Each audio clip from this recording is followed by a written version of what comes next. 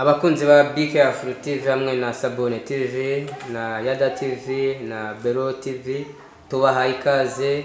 Umuntu uri inyuma ni Dufatanye Eric, mbere ya kamera turi kuhabona Pastor David araza kubibwira nk'umukozi w'Imana, ariko tutaramwakira turabasaba kugira ngo mukore subscribe kuri izi TV zose kugira ngo dukomeze kwamamaza ubutumwa bwiza. Rero tubahaye ikaze kandi tunabashimira ku bantu bose bahora badukurikiranye, ku bakoze ibyo ngibyo, ku batwandikira. Imana yo mu ijuru ibaho umugisha.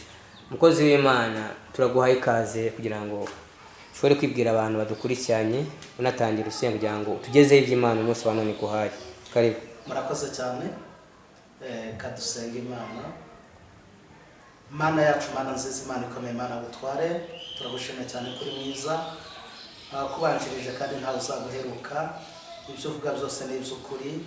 Habwa icyubahiro rero kuko ufite umugambi mwiza ku buzima bwacu, kandi turagushimiye cyane ko rero wadushyiriyeho izi cano kugira ngo zijye zigeza kuri benshi ubutumwa bwiza.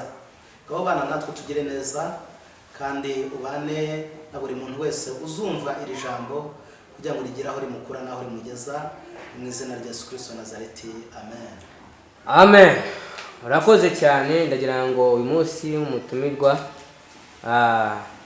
bamwe barakuze ariko harimo n'abatakuzi, ubashyizeho ijambo umunsi Imana yagushyize ku mutima cyangwa ubuhanuzi ku Mwuka Wera kuyobora ari gukora.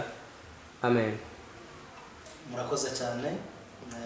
Amazina yanjye David, ndi umushumba. Nshimye Imana ko Imana inyemere kugaragara kuri cano zitandukanye. Izina ry'Uwiteka rihabwa icyubahiro. Amen. Ndashaka kuvuga ku ijambo rivuga kuba maso,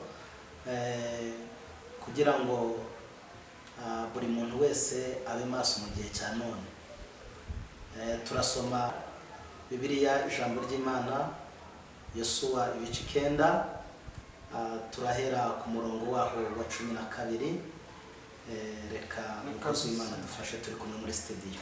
Reka dusome mu izina rya Yesu. Yosuwa igice cya 9 umurongo wa 12 haravuga ngo, kandi iyi mitsima yacu twayihambiriye mu mazu y'iwacu igishyushye, umunsi duhaguruka tukaza kubareba, none yaragwengeye iguye uruhumbu.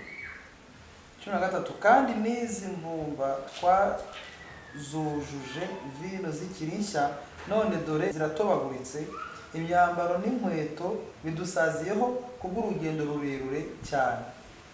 Abisirayeli bemezwa n'ibyo kurya byabo batabishobanuje Uwiteka. Imana niguhereza umugisha kandi Imana ikugirire neza.